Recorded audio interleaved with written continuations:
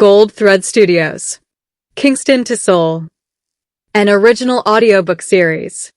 Episode 3. Dae-Hyun's World. The Other Soul. By Monday morning, Seoul has changed clothes. That is Khadine's first thought when she steps out of Gangnam Station and looks up. Not changed exactly. Revealed another outfit. She has spent most of her first 2 weeks learning a Seoul of alleys. Insadong with its brushes hanging in shop doorways. Bukshin with roofs curved like careful handwriting. Small restaurants where menus are mysteries and pointing at somebody else's dinner has proven to be a surprisingly reliable survival strategy. Convenience stores at impossible hours. Subway platforms washed in amber light. A tiny cafe where a man once asked her what Kingston sounds like and then listened long enough for her to forget she had intended to give him a short answer. That Seoul has texture. This one has glass. Glass rising 40, 50, 60 floors above streets wide enough to make the older neighborhoods feel like memories. Glass reflecting glass. Steel. Black stone. Digital screens the height of buildings. Cars that move past with the polished silence of things expensive enough not to need to announce themselves. People move differently here too. Faster, perhaps. Or maybe simply with greater certainty about where they are expected to be. Khadine stands outside the station with the fellowship cohort gathering around her and tilts her head back. Somi appears beside her. Different, right? Khadine lowers her gaze. Same city. Somi laughs. Depends who you ask. Khadine looks up again. There is something about Gangnam that makes her want to photograph reflections. Not buildings. Reflections. The distorted pieces of sky trapped in windows. The mirrored fragments of people passing beneath towers that do not notice them. A woman in a cream suit crosses the pavement and appears simultaneously in 3 glass surfaces, becoming 4 versions of herself for approximately 2 seconds before disappearing. Khadine raises her Nikon. Click. Somi watches. You photograph strange things.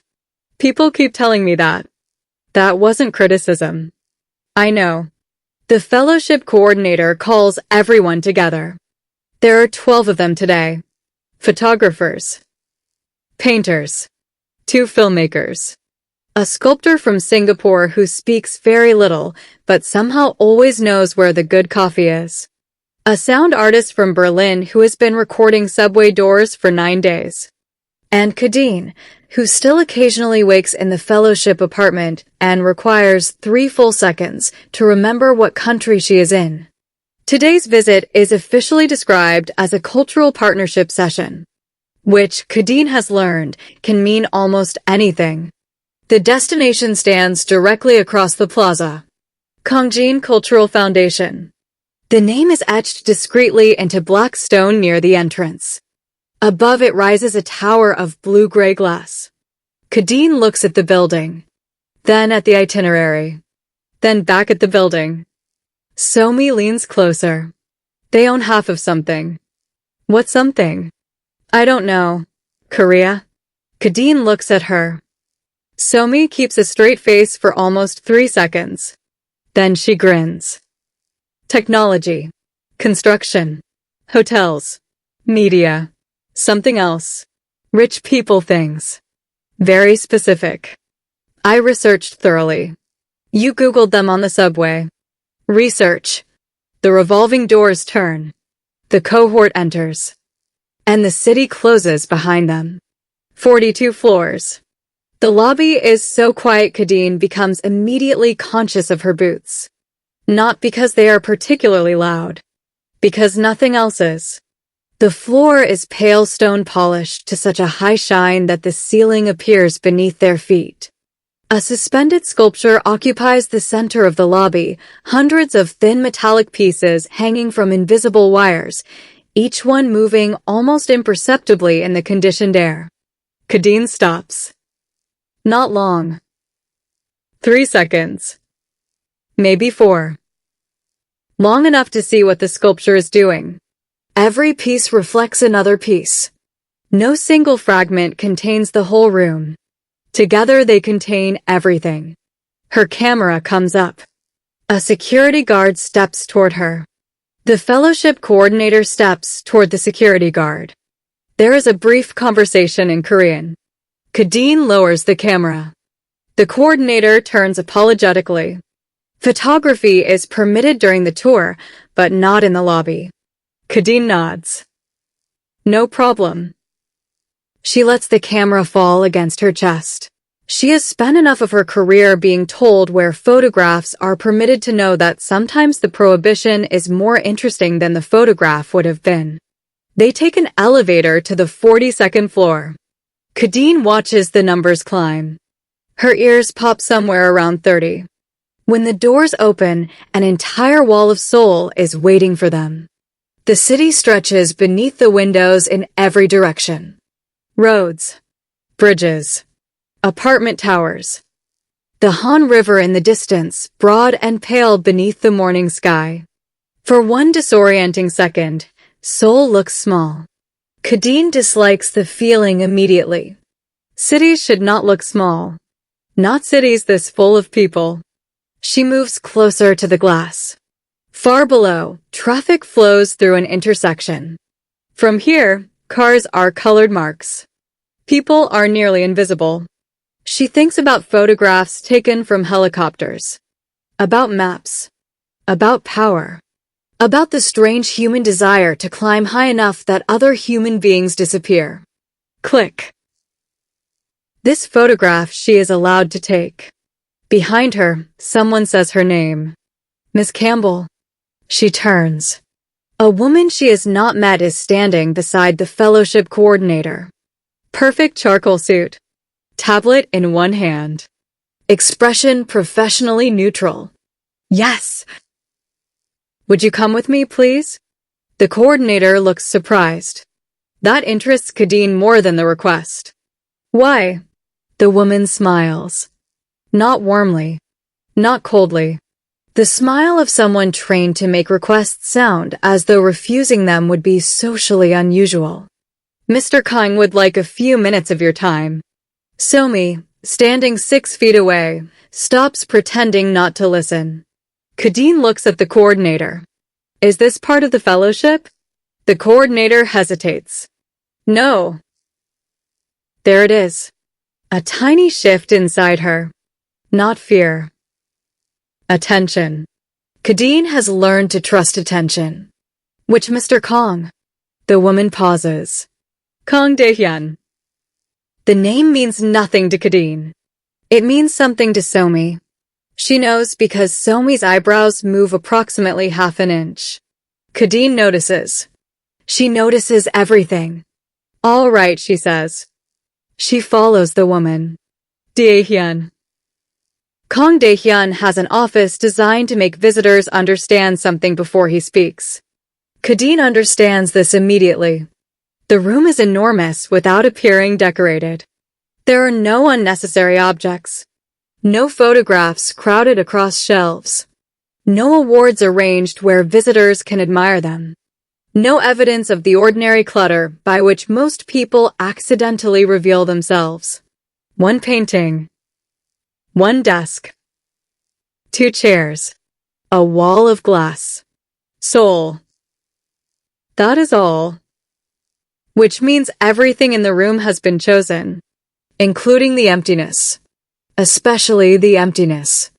The man standing near the window looks perhaps 35. Maybe 36. Young enough that the authority of the room initially seems borrowed. Then he turns. It isn't. His suit is dark charcoal and fits with the particular precision of clothing that has never encountered a department store rack. No tie. White shirt. Watch that Khadine suspects costs more than her first car. His face is handsome in a way she immediately distrusts, not because handsome men are inherently untrustworthy, but because this particular man appears to know exactly what effect his face has on rooms and has long ago stopped finding that information interesting. He looks at her camera first, then her jacket, then her face. Something in Khadine goes still. Min-jae looked at her camera first too, but differently. Min-jae had looked at it as though it told him something he wanted to understand. Dae-Hyun looks at it as though he is establishing value. Miss Campbell. His English is effortless. Kang Dae-Hyun.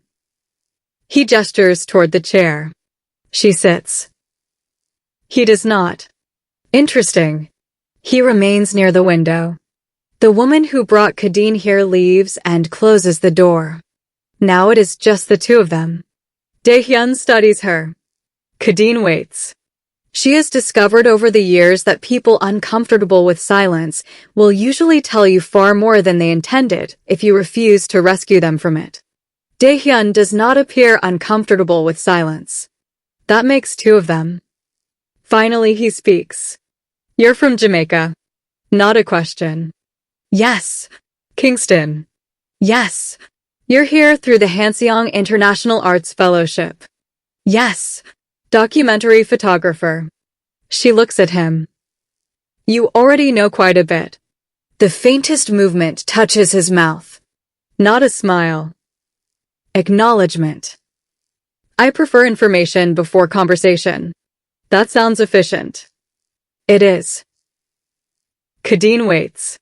Dae-Hyun walks to the desk. There is a folder on it. He opens it. Her name is printed on the first page. Khadine Campbell. She does not move.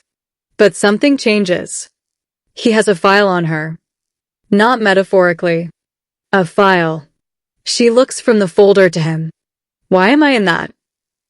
He closes it. You misunderstand. Then help me. Another almost smile. This one disappears even faster. The foundation reviews all visiting fellows. All 12. Yes. Do all 12 get private meetings? Silence. There. Khadine leans back slightly. Didn't think so. For the first time, Dae-Hyun looks genuinely interested. He comes around the desk and sits. Your portfolio is unusual. Thank you. That wasn't necessarily a compliment. I know. He studies her. She lets him. Your work concentrates on communities that are frequently described as marginal. I photograph people. Your artist statement uses the phrase structures of visibility. It does. You photograph people who are often unseen. No. The word lands softly. Dae-Hyun pauses. Khadine continues. People aren't unseen. He waits. They're ignored. Something shifts behind his eyes. Small. But there. Khadine sees it. The difference matters, she says. I imagine it does. It matters to the people doing the ignoring. He closes the folder completely. Now she knows the meeting has actually begun. You don't belong here. Dae-Hyun asks about Kingston. But not the way Min-jae did. He asks about funding. Institutions. Access. The economics of documentary photography. Whether Khadine believes artists from smaller countries are disadvantaged when entering global markets. She answers because the questions themselves are not foolish. Some are actually good. That annoys her slightly. She would prefer him easier to dismiss. Then he asks why she applied to Seoul. Because the fellowship is good. Many fellowships are good. This one offered darkroom access, housing, institutional partnerships, and enough money that I didn't have to pretend exposure pays rent. That earns an actual smile. Brief. Unexpected. Then gone. And Korea? I wanted somewhere I hadn't already decided I understood. Why? Because certainty makes lazy photographs. He looks at her for several seconds. Then he says it. You don't belong here. There are sentences that arrive loudly. This one doesn't. He says it conversationally. Almost gently. As though commenting on the weather. Khadine hears every word. She does not immediately decide what he means. That is important. Because anger is quick. And Khadine has spent years learning that quick anger can sometimes answer a question nobody actually asked. So she waits. Dae-Hyun continues. This environment. He gestures vaguely, not at Korea, she thinks, but at the tower. At the foundation. At whatever invisible architecture of power he considers himself qualified to describe. It isn't designed for people like you. There are at least 4 responses available to her. The first is sharp. She could use it. She has used versions of it before. The second is educational. She is tired of that one. The third would ask him exactly what he means by people like you and force him to drag the implication fully into daylight. Tempting. The fourth is silence. Khadine chooses the fourth. She looks at him. That is all. No smile. No outrage. No assistance. She simply looks at him. 5 seconds. 10. Dae-Hyun's expression changes first. Barely. But it changes. Because now the sentence belongs entirely to him. She has refused to help him carry it. He must hear it himself. He shifts in his chair. Khadine continues looking at him. And for perhaps the first time in a very long time, Kang Dae-Hyun discovers what his own words sound like when nobody rushes to soften them. He exhales. You think I'm insulting you? Khadine says nothing. I am not. Still nothing. His jaw tightens. There it is. Not rage. Not even irritation exactly. Discomfort. The silence is working. Finally, Khadine reaches for her camera bag. Dae-Hyun speaks before she stands. My point is that institutions like this are built to absorb artists. Her hand stops. That is not what she expected. He continues. They invite difference. Display it. Fund it. Photograph it. Put it in annual reports. Khadine slowly releases the strap. And then they make it legible. His voice has changed. The corporate smoothness is still there, but something underneath it has surfaced. Something personal. They take whatever was difficult about the work and translate it into language donors understand. They celebrate artists for being disruptive as long as the disruption fits inside a program schedule. Khadine watches him. You could have started with that. I could have. You chose, you don't belong here. Yes. Why? He looks toward the window. For the first time since she entered, Kang Dae-Hyun appears not entirely certain of his answer. That, Khadine says, standing, might be worth thinking about. She puts the camera strap over her shoulder. He looks up at her. You haven't heard the reason I asked you here. I assumed eventually we'd get to it. The faintest expression crosses his face. Amusement. Annoyance. Possibly both. The foundation wants to commission you. Khadine stops. A photographic series. Of what? This building. She looks around. The glass. The immaculate desk. The carefully curated emptiness. No. Dae-Hyun blinks. It may be the first truly spontaneous thing she has seen him do. You haven't heard the terms. I don't need the terms. The commission is substantial.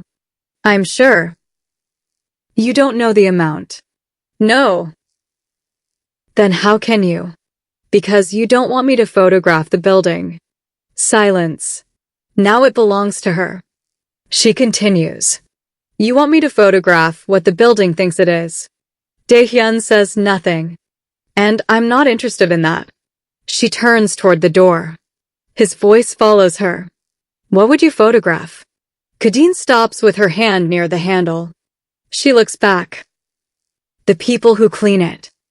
Dae-Hyun's expression becomes unreadable. The security guards. The kitchen staff.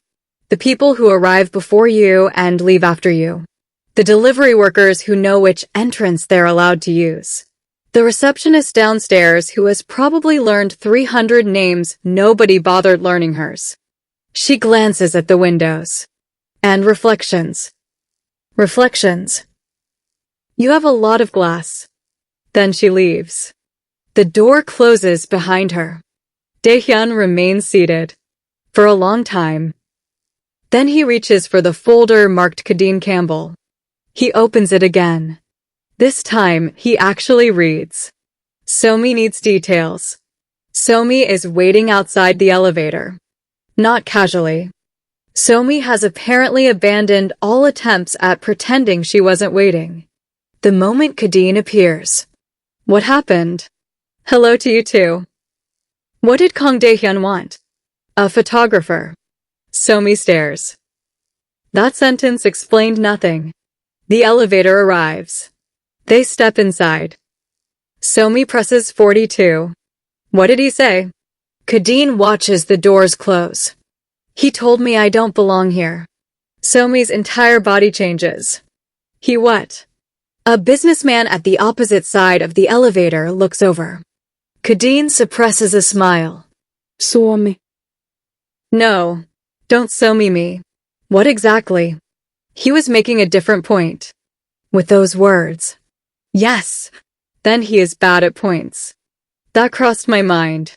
Somi folds her arms. What did you say? Nothing. Somi waits. Nothing. Nothing. The elevator descends. Somi's expression slowly changes. Then she smiles. Oh. What? That is worse. For him. Much worse. Khadine smiles despite herself. The doors open. A message from Min Jae. That evening, Khadine receives a message from a number she does not recognize. She is sitting cross-legged on the apartment floor, contact sheets spread around her, when the phone lights beside her knee. For 3 seconds, she considers ignoring it. Then she reads. It is Min Jae.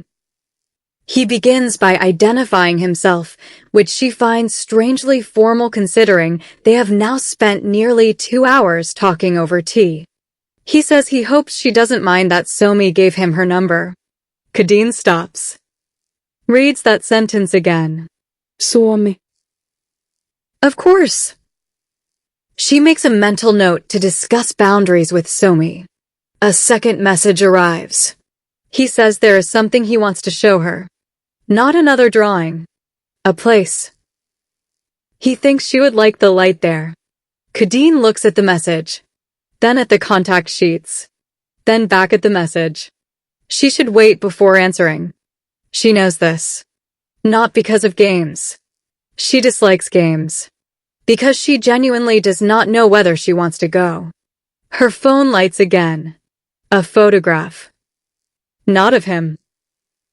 Of a narrow stairwell somewhere in Seoul. Late afternoon sunlight comes through a small rectangular window and falls across the steps in 3 perfect bands. Khadine enlarges the photograph. Looks at it. The light is beautiful. Annoyingly beautiful. She types. When? His answer arrives almost immediately. Tomorrow. 4:30. The light is best at 5:10. Khadine looks at that. Not around 5. 5:10. She smiles. Artists. She answers. Okay. Then, after thinking about it, and tells Somi she is in trouble. 3 dots appear. Disappear. Return. Finally. She said you would say that. Khadine laughs out loud in the empty apartment. Elsewhere in Gangnam. At 9:30 that evening, Kang Dae-Hyun is still in his office. Most of the 42nd floor has emptied. The city beyond the glass is now an arrangement of lights. His jacket is over the back of a chair. His sleeves are rolled once. Khadine Campbell's portfolio is open on his screen. He has been looking at one photograph for 11 minutes. An elderly Jamaican man sits outside a shop. Nothing dramatic is happening. No poverty arranged for emotional effect. No suffering made picturesque. The man is simply sitting, looking somewhere outside the frame. His hands rest on his knees. Behind him, half visible through the doorway, another person is laughing. Dae-Hyun does not know why the photograph bothers him. Then he understands. The photograph does not ask permission to consider the man important. It assumes it. He leans back. Outside, his own reflection floats over Seoul in the darkened glass. For the first time, he notices it. And somewhere several kilometers away, Khadine Campbell is preparing film for tomorrow afternoon because a man she met by accident has promised her beautiful light at exactly 5:10. None of them understands yet how close their worlds are moving. But Seoul does. Seoul has been keeping the map all along. And tomorrow, at 5:10 in the afternoon, another line will be drawn. 5:10.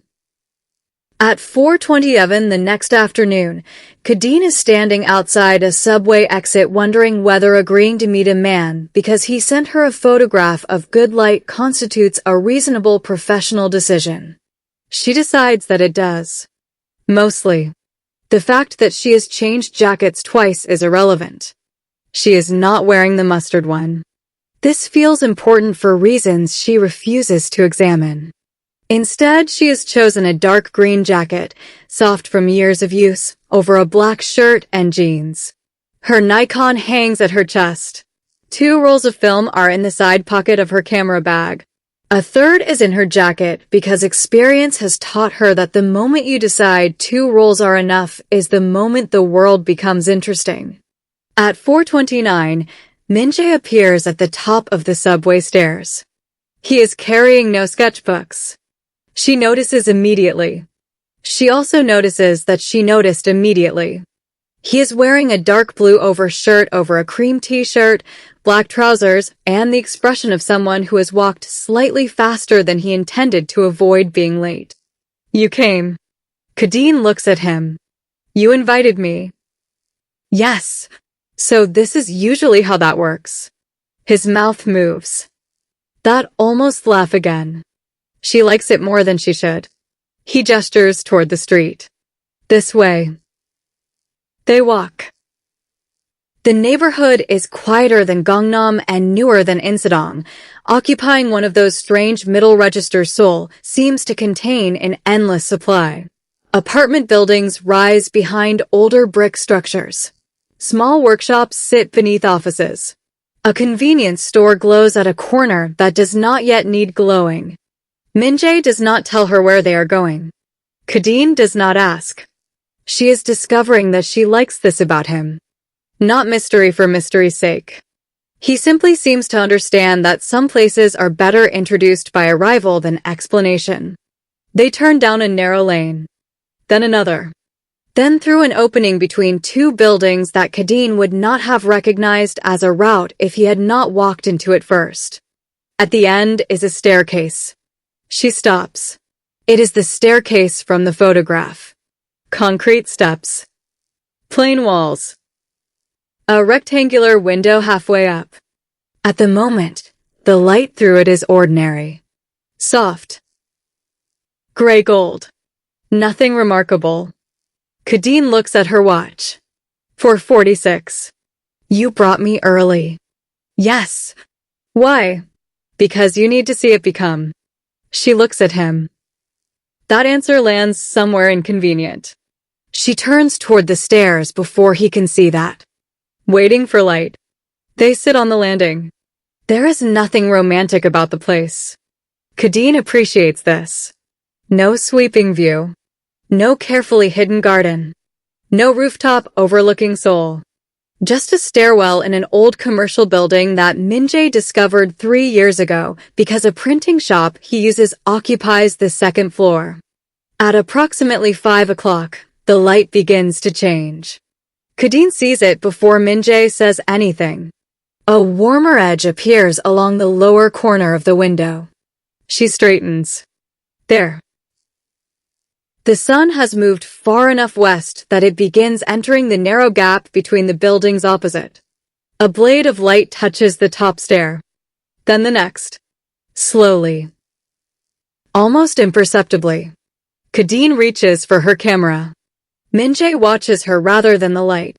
She does not notice. Or perhaps she notices and decides not to acknowledge it.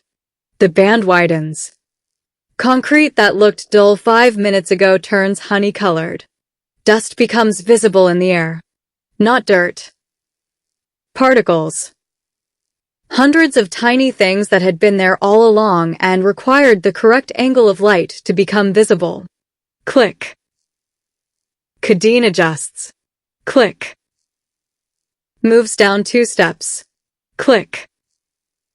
The light reaches the metal railing and throws its shadow across the opposite wall. She changes position again. Min-jae moves without being asked, flattening himself against the wall so he does not enter her frame. Khadine photographs. For 7 minutes she forgets he exists.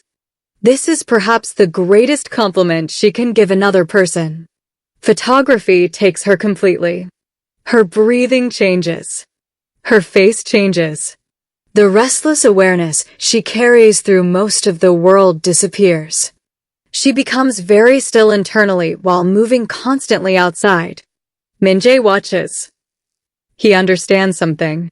The camera is not simply what she does. It is where she goes. At 5:08 the light reaches its fullest expression.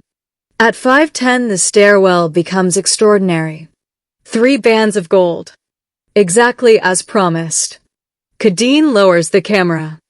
Not because she is finished. Because for one moment she wants to see it without glass between herself and it. She stands there, just looking. Min-jae is beside her now. Not close, but closer than before. You were right, she says. He smiles. I know. She turns. That confidence came fast. I have been watching this window for 3 years. Then I'll allow it. Thank you. She looks back at the light. How did you notice this? He thinks about the question. I was waiting for Prince downstairs. That doesn't answer the question. No. Most people wait for Prince by looking at their phone. I forgot mine. Khadine laughs. There it is.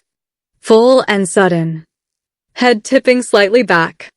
Left shoulder dropping lower than the right. Min-jae freezes. Not visibly enough for most people. But Khadine is a photographer. She notices changes in faces. His expression empties of everything except recognition. Her laughter stops. What? He doesn't answer immediately. What? She asks again. That? What? The drawing. Silence. Khadine understands. Her body remembers before her mind fully catches up. The woman in the sketchbook. Head back. Shoulders loose. Laugh rising toward the sky. She looks away. The stairwell suddenly feels smaller. You drew me laughing. Yes. Before you met me. Yes. And you've never seen me laugh like that. No. Until now. Neither says it. They don't need to. The golden light begins retreating from the first stair. Khadine watches it go. Something has changed. Not dramatically. Nothing announces itself. But the afternoon now has a before and an after. Before she laughed. After he recognized it. She lifts her camera again. Don't move. Min-jae goes still. Khadine looks through the viewfinder. He is standing in the last band of light. One side of his face illuminated. The other falling gradually into shadow. He looks directly at her. Not posing. Waiting. Click. She lowers the camera. Min-jae blinks. You photographed me. Yes. You said no. Do you sketching me? He considers this. That is different? Completely. How? Khadine starts walking down the stairs. You'll have to figure that out. He follows. What a photograph takes. They find dinner at a small noodle shop 3 streets away. The restaurant is narrow enough that the tables form a single line along one wall. Steam clouds the windows. Someone in the kitchen is chopping something at a speed Khadine finds both impressive and vaguely threatening. Min-jae orders for both of them after asking whether she eats everything. Khadine says mostly. He asks what mostly excludes. She says badly cooked food. He laughs. When the bowls arrive, she looks down at something cold, spicy, and red. Bibimbap, he says. She repeats it. Badly. He corrects her. She repeats it again. Less badly. He nods. She tastes it. The heat arrives bright and sharp. Khadine points her chopsticks at him. This is dangerous. You don't like it? I didn't say that. She takes another bite. Min-jae smiles into his bowl. For several minutes they eat without conversation. Khadine likes people she can eat quietly with. It is one of her private measures of compatibility. Not romantic compatibility. Any compatibility. Some people experience silence as a whole and immediately begin throwing words into it. Min-jae appears comfortable letting silence remain a thing with its own shape. Eventually, he asks about the photograph. The one you took of me. What about it? What will you do with it? Develop it. Then, look at it. Then, decide whether it's good. And if it is? Keep it. And if it isn't? Keep it. He looks confused. Khadine puts down her chopsticks. A bad photograph can still matter. Min-jae considers this. I thought photographers delete bad photographs. Digital photographers can. You don't. I shoot film. Yes. So the bad ones are already invited to the party. He smiles. She continues. Sometimes they're more useful than the good ones. How? Because they show you what you were trying to see. He stops eating. Khadine gestures lightly with her chopsticks. A successful photograph can lie to you. It can make you think you understood something because the composition works. The exposure is right. Everybody likes it. And a bad one? Sometimes a bad one tells you the truth. What truth? That you weren't ready. Min-jae looks at her for a long moment. Then he says, drawing is the opposite. How? A bad drawing tells me I looked badly. Khadine thinks about that. Not drew badly? No. Looked badly? He nods. If I understand what I'm looking at, eventually my hand can follow. Eventually? Hopefully. She smiles. And when your hand can't? Then I keep looking. There it is again. That thing between them. Not attraction exactly. Though attraction is there. Khadine is not foolish. She knows what attraction feels like. This is something underneath it. Recognition, perhaps. Two people who have built their lives around looking, carefully discovering that the other person has been doing the same thing in a different language. She returns to her noodles. That's why you draw hands. Min-jae looks surprised. You noticed. You draw them constantly. Yes. Why? He looks at his own hands. For the first time since she met him, he seems embarrassed. Not deeply. Just enough. Faces know when they are being watched. Khadine stops. He continues. People arrange their faces. Yes. Hands forget. The sentence moves through her. She thinks of Pearl's hands cutting scallion. Her father's hands washing a car on Sunday mornings when she was small. Somi's hands flying everywhere when she talks. The grandmother in Insadong with both palms around a clay cup of barley tea. Her own photographs. She has photographed hands for years. She has never articulated why. Hands forget they're being watched, she repeats. Min-jae nods. Khadine looks at him. That's good. Thank you. No, I mean annoyingly good. He laughs. And because she has her camera on the chair beside her rather than around her neck, she cannot photograph it. For once, she doesn't mind. The call. Her phone rings while they are leaving. Suomi. Khadine answers. Before you start. Where are you? Hello, Somi. Hello. Where are you? Khadine looks at Min-jae. He has moved a few steps away, giving her privacy without making a performance of giving it. Eating. With. You know with who? A sound comes through the phone. Khadine closes her eyes. Do not make that sound. I didn't make a sound. You absolutely made a sound. Was the light good? Khadine stops. How do you know about the light? Silence. Suomi. I may have had a conversation. With Min-jae. He needed your number. And you just gave it to him? He seemed trustworthy. You've met him once. Twice. That is not better. Somi laughs.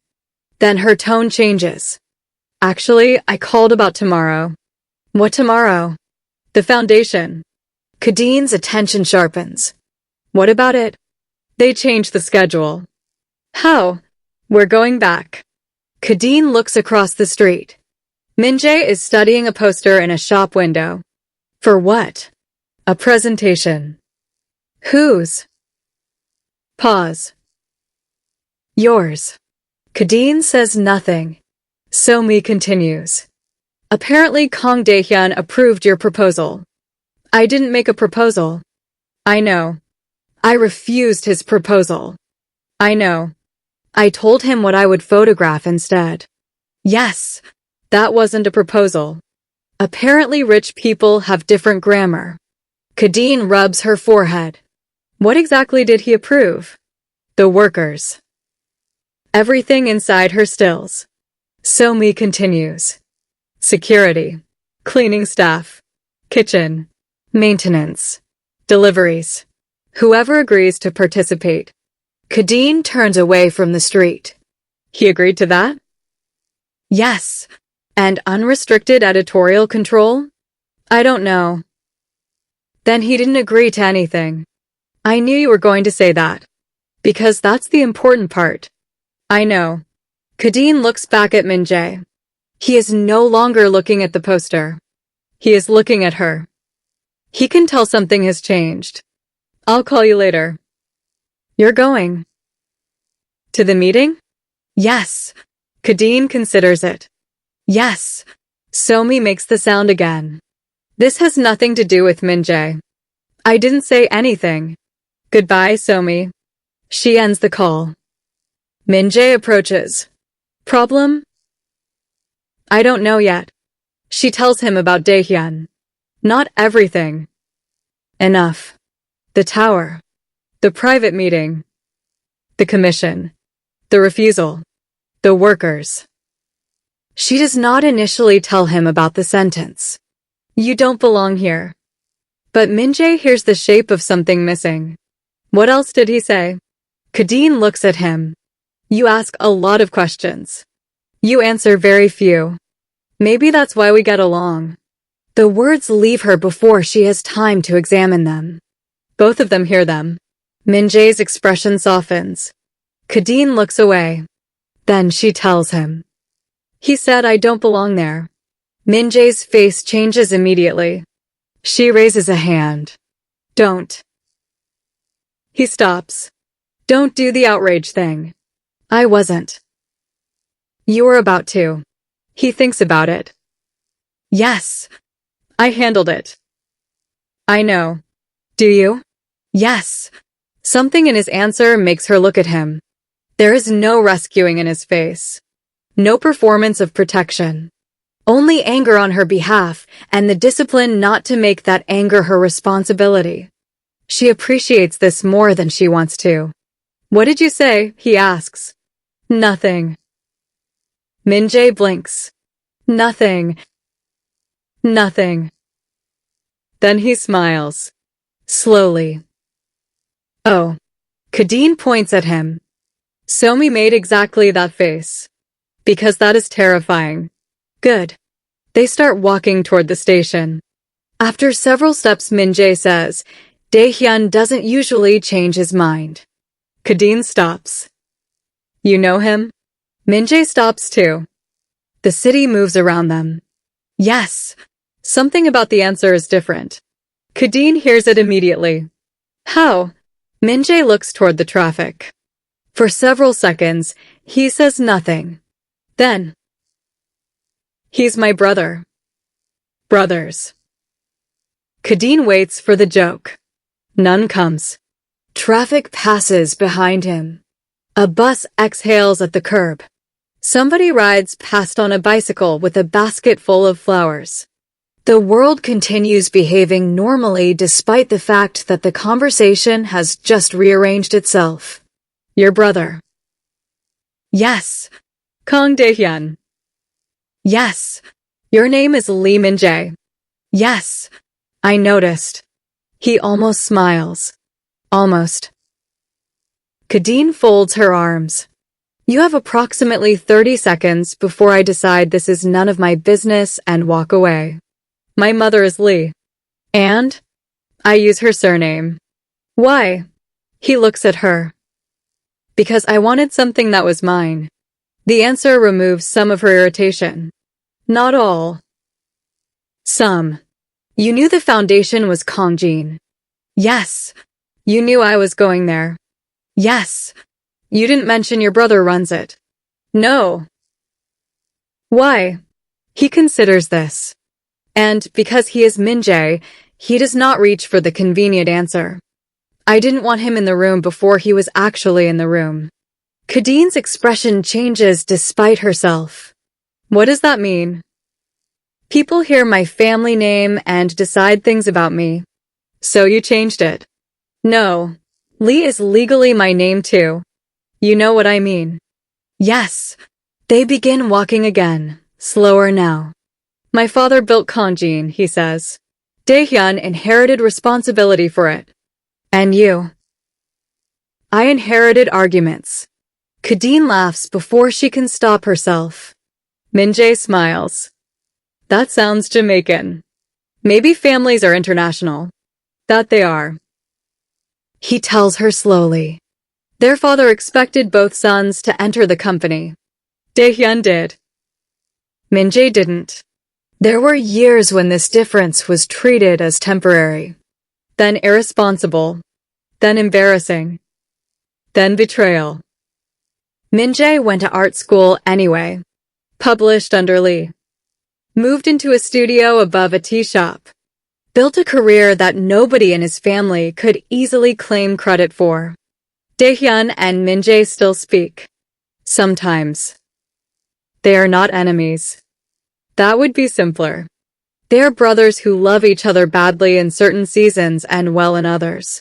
Brothers who know exactly where the other person's oldest wounds are stored. Brothers who have occasionally used that information. Khadine listens. Then she asks the obvious question. Does he know about me? Min-jae stops walking. Khadine's stomach tightens. Min-jae. I didn't tell him. That wasn't my question. No. He takes a breath. He saw us. When? The cafe. Her mind moves quickly. The Little Incident Cafe. Barley tea. 20 minutes of Kingston. Min-jae listening. Dae-Hyun was there? Outside. And you didn't see him? I did. Khadine stares. You're choosing a very interesting time to become bad at sharing information. He left. That's not the point. I know. Did he call you? Yes. When? That evening. And? He asked who you were. The pieces begin moving. Not fitting. But moving. The private meeting. The file. The unusual interest. The commission. Khadine's face hardens. What did you tell him? Nothing he couldn't find publicly. Min-jae. I told him your name. Silence. There it is. Small. Simple. Enough. Khadine steps back. Min-jae sees it. Not dramatic betrayal. Something quieter. A boundary becoming visible only because somebody has touched it. You gave him my name. Yes. Without asking me. Yes. He researched me. I didn't know he would. But you know him. Min-jae has no answer that improves this. So he doesn't manufacture one. I am sorry. Khadine looks at him. The apology is clean. No explanation attached.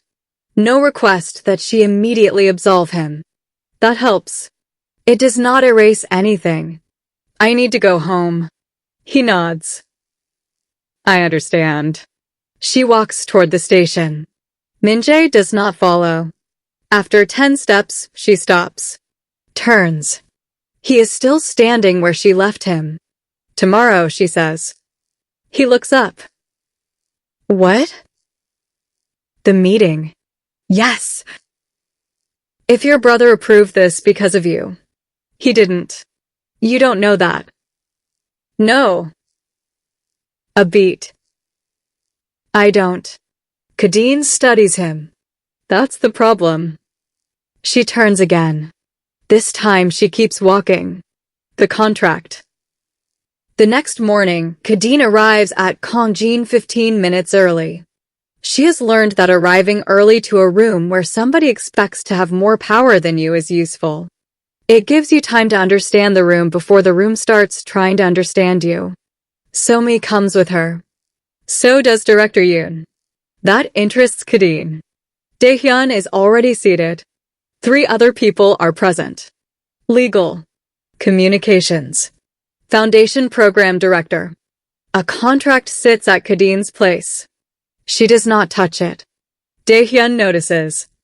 Good morning. Morning. His eyes move briefly to Somi. Then Director Yoon. Then back. I understand you had concerns about editorial control. I had requirements. The lawyer shifts slightly. Dae-Hyun does not. What are they? Khadine takes out her notebook. She has written them down. Not because she is nervous. Because memory is a terrible place to store contractual terms. Participation is voluntary. Dae-Hyun nods. Obviously. No. He pauses. Not obviously. Written. The lawyer makes a note. No employee's participation or refusal can affect employment, scheduling, promotion, evaluation, or contract renewal. Another note. I choose subjects. Dae-Hyun nods. I choose locations. Another nod. No executive approval of images. Communications speaks for the first time. We would need standard review for. No. The room stills. Khadine looks at Dae-Hyun. You asked what I would photograph. Yes. I told you. Yes. If your communications department decides which photographs are acceptable, then they're making the work. The communications director looks toward Dae-Hyun. Dae-Hyun looks at Khadine. No executive approval. The director starts to speak. Dae-Hyun raises one hand. Done. Khadine continues. Subjects can withdraw before publication. The lawyer looks up. That creates logistical difficulty. They're people. Yes. People create logistical difficulty. Somi looks down at her notebook very quickly. Khadine knows she is hiding a smile. The lawyer sighs. Before publication? Yes. We can draft something. Good. And final ownership?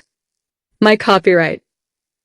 Kongjin receives exhibition rights for the commissioned series for a defined period. The lawyer nods. Dae-Hyun says nothing. Khadine looks at him. One more.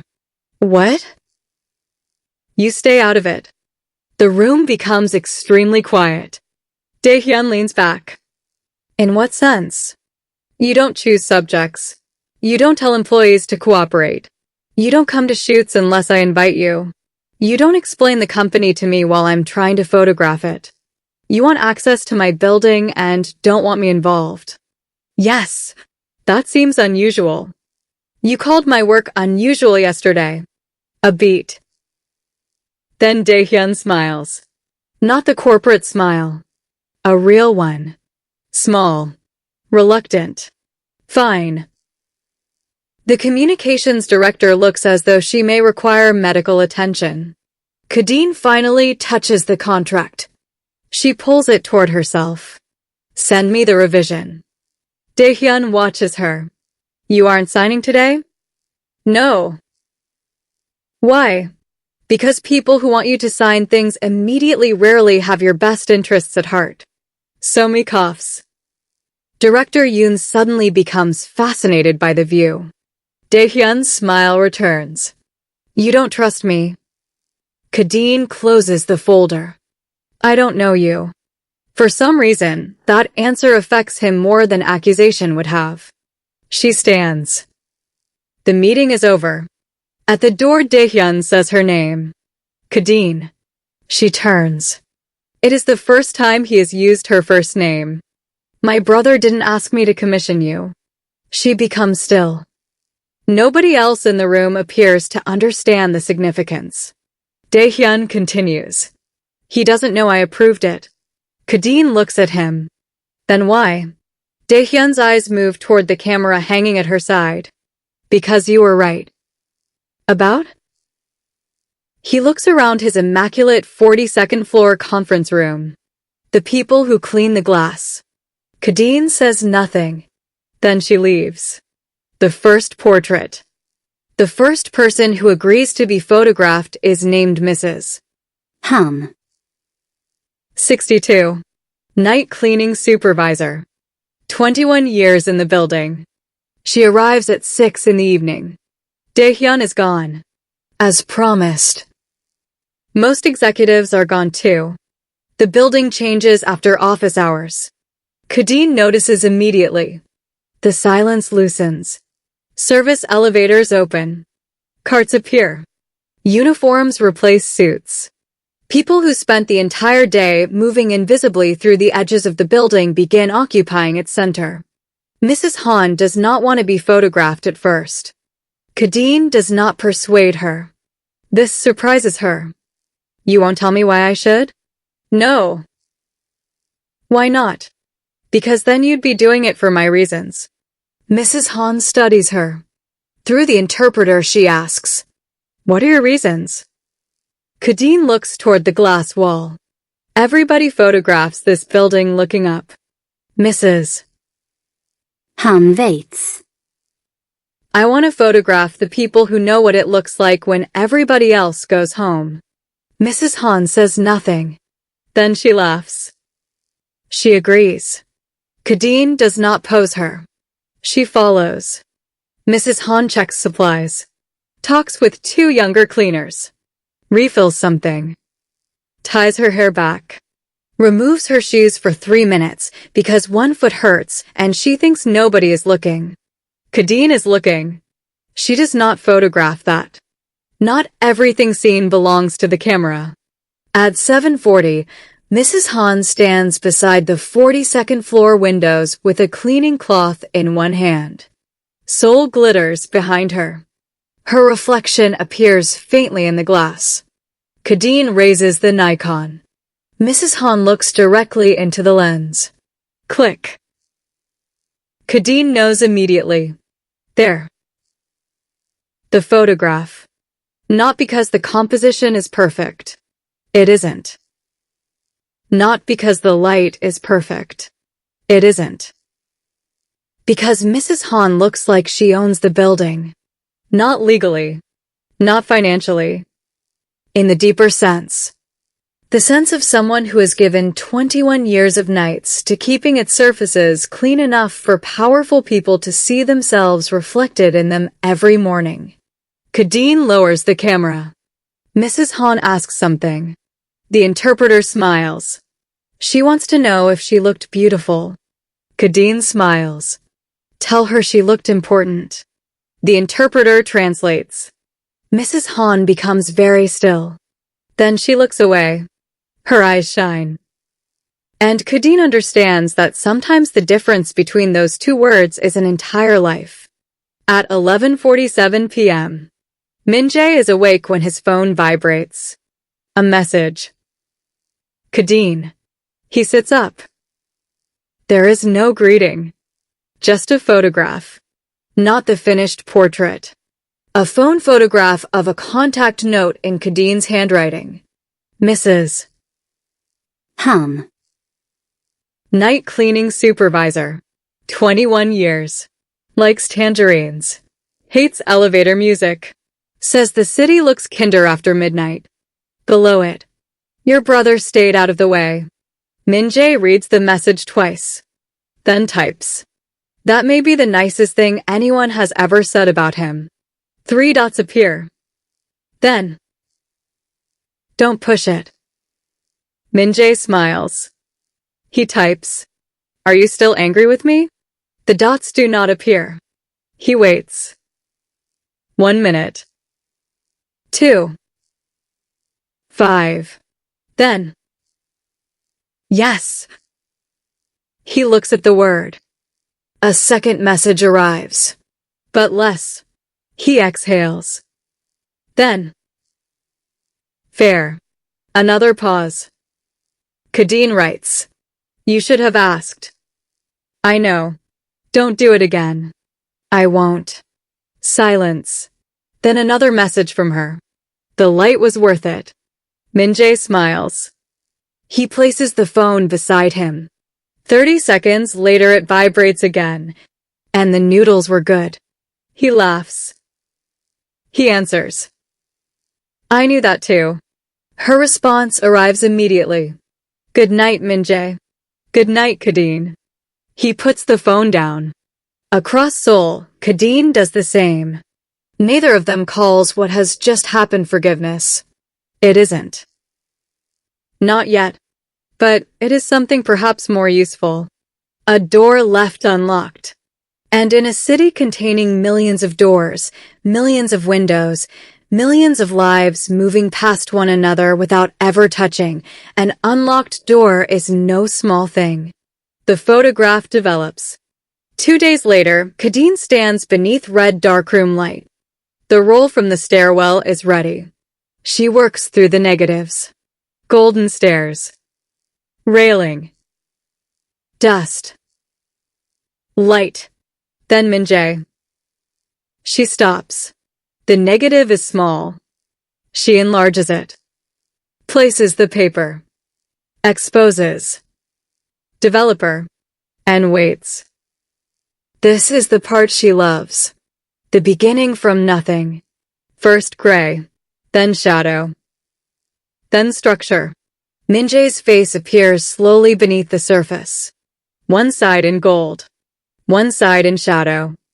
Eyes looking directly toward her. Not the camera. Her. Khadine becomes very still. She has photographed hundreds of people. Thousands, perhaps. She knows the difference between someone looking into a lens and someone looking through it. Min-jae is looking through. At her. The image finishes emerging. Khadine lifts it with the tongs. Water drips from one corner. Behind her, Somi enters. Oh. Khadine does not turn. Somi comes closer. Oh. Don't. I said 1 syllable. You put 4 syllables inside it. Somi looks at the photograph. Then at Khadine. Then back. He likes you. Khadine places the print in the wash. He barely knows me. That has never stopped anybody. It should. Somi laughs. Khadine looks down at the photograph again. The problem is not whether Min-jae likes her. The problem is that when she looks at the image, she remembers exactly what happened 1 second before she pressed the shutter. She laughed. He recognized her. The woman from his dream. The impossible drawing. 6 weeks early. And then she had told him not to move. She had lifted the camera. And he had looked at her as though the answer to something might be standing behind the lens. Khadine watches water move across the photograph. She thinks about coincidence. About Dae-Hyun. About Mrs. Han. About the blurred man in the rain. About Seoul. And for the first time since arriving, she has the unmistakable sensation that several separate stories she thought she was living are not separate at all. They are approaching one another. Slowly. Quietly. Like lines being drawn toward the same point. She just cannot see the whole picture yet. But somewhere inside her, the photographer knows. Eventually, everything develops. The people who arrive first. The second portrait is harder. His name is Choi Sung-won.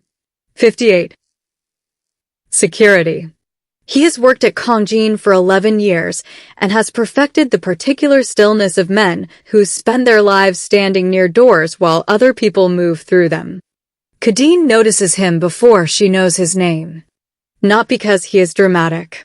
Because he is not. Every morning he stands near the employee entrance with the same posture, the same dark uniform, the same quiet nod offered to people who have passed him thousands of times. Executives walk by. Assistants. Delivery drivers. Maintenance teams. People carrying coffees. People arguing into phones. People late enough to run. Everyone passes Mr. Choi. Very few people appear to see him. Khadine does. She spends 20 minutes watching before she raises her camera. Mr. Choi notices immediately. His eyes move toward her. She lowers it. Not yet. She walks over with the interpreter. Would you mind if I photographed you? The interpreter translates. Mr. Choi looks at Khadine. Then at her camera. Then toward the revolving doors. He says something. He wants to know why. Khadine smiles slightly. I don't know yet. The interpreter hesitates. You want me to say that? Yes. She translates. Mr. Choi looks surprised. Then amused. He says something else. He says photographers usually know why before they take pictures. Khadine nods. Tell him sometimes knowing too early ruins it. Another translation. Another pause. Mr. Choi studies her. Then he shrugs. Permission. Khadine begins. Not with his face. His hands. Of course. Min-jae has ruined her. She almost laughs at the thought. Mr. Choi's hands rest loosely in front of him when the lobby is quiet. When someone approaches, one hand shifts almost imperceptibly. Ready. Not defensive. Prepared. His fingers are slightly swollen at the joints. A wedding ring. A small pale scar near the thumb. Khadine photographs the hands first. Click. Then the shoes. Click. Then the line of his shoulders against the enormous lobby. Click. Then the doors opening behind him. A woman in a navy suit enters. Mr. Choi bows. She walks past without looking at his face. Click. The photograph bothers Khadine as soon as she takes it. Not because it is bad. Because it is too easy. Powerful person ignores worker. Simple. Legible. Exactly the kind of photograph institutions like because everybody knows what they are supposed to think. She lowers the camera. No. That is not the story. At least not the only one. She waits. 10 minutes. 20. A delivery driver arrives carrying 2 boxes. Mr. Choi steps forward. The driver says something. Mr. Choi laughs. Not professionally. Really laughs. He takes one of the boxes. The driver protests. Mr. Choi takes it anyway. They walk together toward the service entrance. Khadine follows at a distance. The 2 men are talking. She does not understand the words. She does not need to. There is history in the rhythm. Familiarity. Mr. Choi says something that makes the driver shake his head dramatically. They both laugh again. Click. There. That is closer. Not invisible man. Not victim. Person. Later, when she shows him a contact sheet, Mr. Choi points immediately to the photograph with the delivery driver. Not the formal portrait. Not the beautiful one by the doors. That one. He says something. The interpreter laughs. What? She says he wants a copy because his wife thinks he never smiles at work. Mr. Choi corrects her. The interpreter laughs harder. What did he say? He said his wife thinks he never smiles anywhere. Khadine grins. Tell him she might be right. Mr. Choi laughs again. Khadine raises the camera. Click. He points at her accusingly. She lowers it. That one was free. He shakes his head. But he is still smiling. The cafeteria at 6:15 a.m. By Thursday, Khadine has learned that buildings have circadian rhythms. Kongjin is not one building. It is several. At 8:30 in the morning, it belongs to suits. At midnight, it belongs to cleaners. At 6:15, it belongs to kitchens. She arrives while most of Gangnam is still deciding whether to wake. The sky is pale. The streets are quiet enough that delivery trucks briefly feel larger than buildings. Inside, the service corridor smells like rice, coffee, and detergent. Khadine follows the sound of metal trays. The cafeteria staff are already moving. Rice steaming. Soup boiling. Vegetables being cut. Eggs cracking into enormous bowls.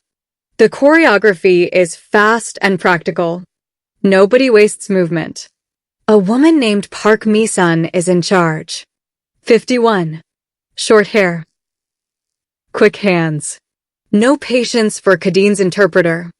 She waves the woman away after 2 minutes and communicates with Khadine using gestures, expressions, and the occasional English word. Photo? Khadine lifts the Nikon slightly. Yes. Mrs. Park points at the kitchen. Work. Yes. No pretty. Khadine laughs. No pretty.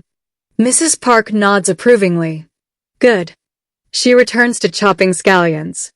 Khadine watches. Click. A large pot opens. Steam rolls upward and briefly hides 3 people. Click. A young cook lifts a tray of eggs. Click. Mrs. Park tastes broth directly from a ladle, makes a face, adds something, tastes again. Click. She notices Khadine. Points at the soup. Then at her. Eat. Khadine shakes her head. I'm working. Mrs. Park frowns. Eat. The word contains enough authority to make translation unnecessary. 10 minutes later, Khadine is sitting on an overturned crate eating soup from a metal bowl while Mrs. Park supervises her from across the kitchen. This, Khadine thinks, is exactly why documentary photography takes time. If she had arrived for 20 minutes with a shot list, she would have photographed workers preparing breakfast. Instead, she has somehow been adopted by the kitchen. Mrs. Park places kimchi beside her. Then another side dish. Then rice. Khadine looks down at the growing meal. You trying to make me sleep? Mrs. Park does not understand the sentence, but understands the tone. She laughs. Khadine laughs too. Click. One of the younger cooks has taken Khadine's camera. Khadine turns. He freezes. She points at him. Careful. He nods solemnly. Then takes another picture of her. Mrs. Park laughs harder. For 3 minutes, Khadine loses control of her own documentary project entirely. It may be the best 3 minutes of the week. Above them. Dae-Hyun arrives at 7. Earlier than usual. He tells himself this has nothing to do with the commission. He fails to convince himself. He enters through the executive lobby. Quiet. Polished. Perfect. Then he hears laughter somewhere behind the wall. Not from the lobby. From the service corridor. He slows. Another burst. A woman. Then several voices. Dae-Hyun knows that laugh. Not well. But enough. He follows it. One of his assistants notices. Sir. Dae-Hyun gestures for him to stay. He walks alone. The cafeteria door is open. He stops outside. Khadine is sitting on a crate. Eating. His cafeteria manager is standing over her with one hand on her hip. 3 staff members are laughing. Someone is holding Khadine's camera. The entire scene feels strangely illicit. Not because anyone is doing anything wrong. Because Dae-Hyun has never seen this room like this. He has eaten food prepared here thousands of times. He knows the chef's name. Or thinks he does. He realizes with a small, unpleasant jolt that he does not know Mrs. Park's first name. He has known her surname for years. That is not the same thing. Khadine looks up. Sees him. Her expression changes. Not fear. Not irritation. Assessment. Dae-Hyun remains in the doorway. Mrs. Park sees him. Everything shifts instantly. People straighten. Laughter stops. The man holding the camera nearly drops it. Khadine watches this happen. Then she looks at Dae-Hyun. There is no accusation in her face. There does not need to be. He understands. The room has changed because he entered it. He looks at Mrs. Park. Please continue. She bows. Nobody continues. Of course they don't. Dae-Hyun stands there for 1 second too long. Then he turns and leaves. Khadine watches the doorway after he is gone. Mrs. Park exhales. The young cook says something. Everyone laughs. The tension breaks. But not completely. Khadine raises the camera. Then lowers it. No. That moment belongs to them. Not her. You change the room. At 9:30, Dae-Hyun finds Khadine in the hallway. She is changing film. He waits until she finishes. I thought I was supposed to stay out of the way. You were. I was going to breakfast. In the kitchen? No. Then you got curious. Dae-Hyun considers lying. Doesn't. Yes. Khadine closes the film compartment. You change the room. His expression stills. I noticed. Good. He looks toward the service corridor. I didn't say anything. You didn't have to. Dae-Hyun looks at her. There is no cruelty in her voice. That somehow makes the point harder to avoid. They're employees. Yes. They know I run the company. Yes. So, what exactly am I supposed to do? Khadine shrugs. I don't know. He frowns. You're very comfortable telling me when something is wrong for someone who has no alternative. I'm a photographer, not a management consultant. He almost laughs. Almost. Then. You think I intimidate them. I think power enters a room before the person carrying it realizes it arrived.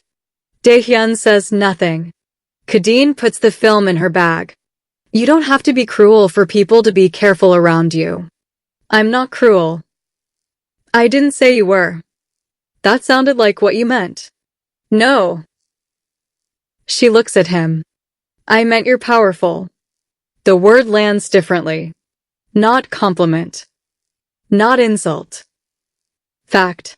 And powerful people, she says, sometimes mistake obedience for comfort. Dae-Hyun looks toward the windows. For several seconds, he says nothing.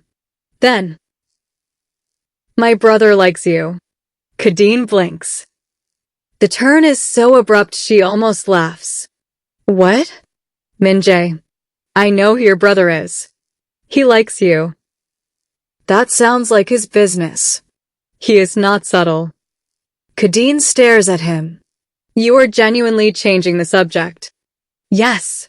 Why? Because I dislike the previous one. She laughs. Against her will. Dae-Hyun smiles. There it is again. A glimpse of the man beneath the architecture. Then Khadine's face becomes serious. You and your brother talk about me? No. Good. He does not talk about you.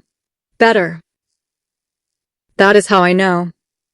Khadine narrows her eyes. Dae-Hyun continues. He talks around things when they matter. Interesting family trait. His smile disappears. Touché. Khadine walks away. Dae-Hyun calls after her. Miss Campbell. She looks back. Mrs. Park. What about her? Her name is Park Mi-sun. Khadine waits. Dae-Hyun's expression shifts. I looked it up. Khadine studies him, then nods once. Not praise. Acknowledgement. It is enough. A photograph with no face. That afternoon, Khadine makes the image that changes the project. She does not know it while she is taking it. Most important photographs do not announce themselves. A maintenance worker is changing a light fixture in an empty conference room. His name is Lim Junho. 39. 2 children. Supports Liverpool even though nobody in his household understands why. He tells Khadine all of this through the interpreter while standing on a ladder. She photographs him once. Twice. Then stops. The image is fine. Fine is dangerous. Fine tempts photographers to stop looking. She waits. Mr. Lim finishes. Climbs down. Puts the old bulb in a box. Carries the ladder toward the door. Then Khadine sees the glass. His reflection. Not his face. Only his body and the ladder elongated across the black surface of the conference room wall. Beyond the glass, Gangnam rises. Millions of windows. Millions of lights. His reflection passes directly through the skyline. Click. That is all. One frame. The photograph contains no executive. No confrontation. No obvious statement. Just a man carrying a ladder through a city reflected in glass. When Khadine develops it later, she sits with it for 20 minutes. Somi comes in. Looks. Says nothing. That is how Khadine knows. Finally, Somi whispers. That's the one. Khadine nods. Yes, the series has found itself. Not workers versus power. Not hidden people revealed. Something more complicated. The people who hold enormous systems together while their reflections disappear into the architecture. She writes one phrase in her notebook. The people inside the glass. Then circles it. Once. Twice. 3 times. Min-jae sees the print. She shows Min-jae 2 days later. Not deliberately. He comes to the fellowship studio to return a book she has never lent him. She looks at the book. Then at him. This isn't mine. I know. Then why are you returning it? I needed a reason. Khadine stares. Min-jae looks mildly embarrassed. She laughs. You could have said you wanted to see me. Yes, but instead you brought me a book that belongs to you. Yes, terrible strategy. I am learning. She lets him in. The print of Mr. Lim is hanging to dry. Min-jae sees it. Stops. Khadine watches his face. He walks closer. Does not touch. He understands artists' boundaries. For a long time he says nothing. Then. You found it. Khadine's eyebrows lift. Found what? The project. She looks at the photograph. Maybe. You don't think it's too obvious? No. Too pretty. No. Too clean. No. You're agreeing too much. Min-jae looks at her. Do you want my opinion or resistance? Both. He looks back at the print. The city is beautiful. Yes. The building is beautiful. Yes. The reflection is beautiful. Yes. The man looks almost invisible. Khadine nods. And because everything is beautiful, Min-jae says, you have to look longer before you realize what is wrong. Silence. Khadine turns toward him. There. That is why she brought him closer without meaning to. He sees. Not exactly what she sees, but enough. Annoyingly good again, she says. Min-jae smiles. Then his eyes move to another print. The portrait Khadine took of him in the stairwell. She forgot it was there. He becomes still. Khadine follows his gaze. Neither speaks. The photograph hangs alone near the sink. Gold on one side of his face. Shadow on the other. His eyes looking directly through the camera. At her. Min-jae walks toward it. You developed it. Yes. Is it good? Khadine thinks. Yes. What does that mean? That it's good. That isn't what I asked. She looks at him. He waits. Hands in his pockets. No sketchbook. No protection except patience. Khadine turns toward the photograph. It means I was ready. Min-jae says nothing. Her own words from the noodle shop return between them. Sometimes a bad photograph tells you that you weren't ready. He remembers. She knows he remembers. His voice is quieter when he asks, ready for what? Khadine's heart does something irritating. She looks at him. For the photograph. Min-jae smiles. Not because he believes her. Because he knows better than to press. Of course. She points toward the door. Go home. He laughs. The brother at the door. Min-jae is almost gone when someone enters the studio. Dae-Hyun. He stops. Min-jae stops. Khadine looks from one brother to the other. Nobody speaks. The resemblance is not obvious until they are in the same room. Then it becomes impossible not to see. Not facial. Something in the stillness. The way both men wait before speaking as though words are objects that should be inspected before release. Dae-Hyun looks at Min-jae. Why are you here? Min-jae raises the book. Khadine says. Apparently this is a reason. Dae-Hyun looks at the book. Then at his brother. For the first time Khadine sees Kang Dae-Hyun laugh. Really laugh. It changes his whole face. Min-jae looks offended. You have no better excuse? I didn't know I needed one. You brought your own book. Yes. Dae-Hyun shakes his head. That is embarrassing. Khadine looks between them. Oh, this is useful. Both men turn toward her. She smiles. Now I understand. Understand what? Dae-Hyun asks. Your brothers. Neither replies. Khadine gestures at them. The arguing. Min-jae sighs. Dae-Hyun removes his jacket. I came to see the preliminary work. Khadine's smile disappears. No. Dae-Hyun pauses. You invited me to the studio. I did not. The program director said. Then the program director invited you. Silence. Min-jae looks away very quickly. Dae-Hyun notices. Are you smiling? No. You are. Khadine folds her arms. This is still my project.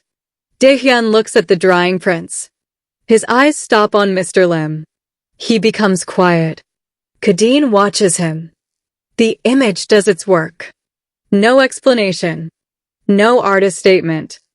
No defense.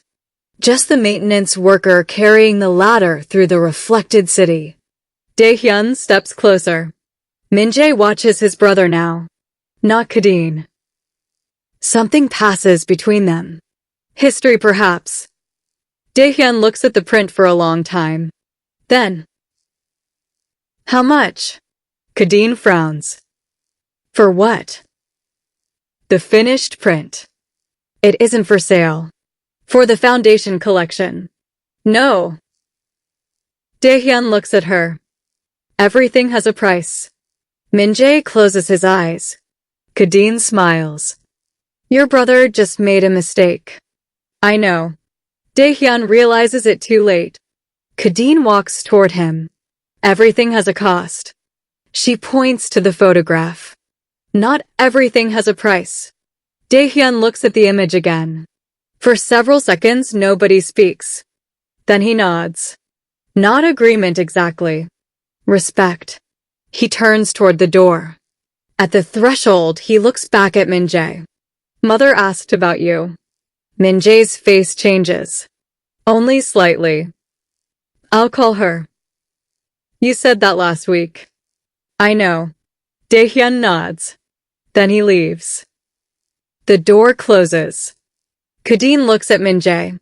There is a different silence now. Older. Family silence. She does not ask. Min-jae notices. Thank you. For what? Not asking. Khadine picks up a contact sheet. Don't get used to it.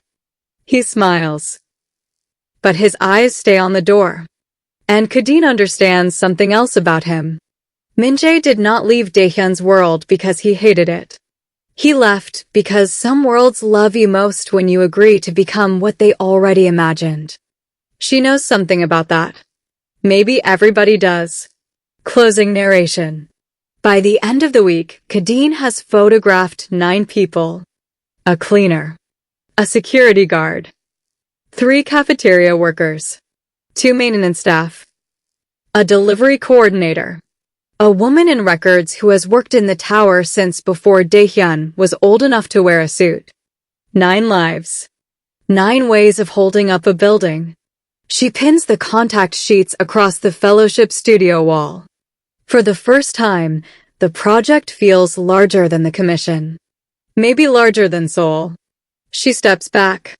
The photographs are not about invisibility anymore. That word feels wrong. These people are visible. They have always been visible.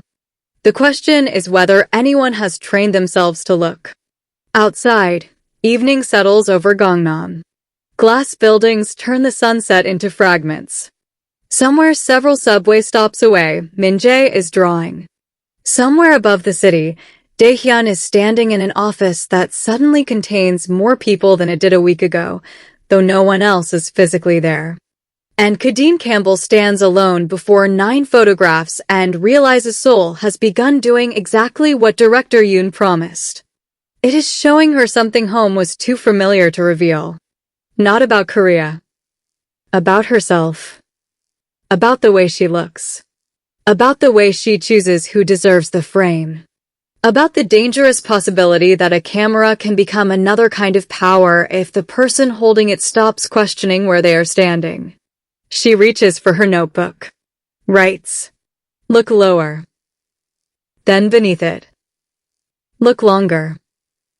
She closes the book. On the far wall, Min-jae's portrait hangs by itself. She looks at it. This time she does not pretend she is evaluating composition. She just looks.